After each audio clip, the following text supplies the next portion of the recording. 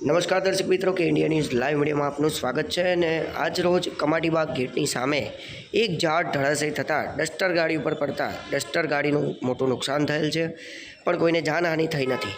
Bureau report Sachin Thakkar, Vadodara. કે India news ચેનલને like, share અને સબસ્ક્રાઈબ કરવાનું ભૂલશો નહીં। જય હિન્દ।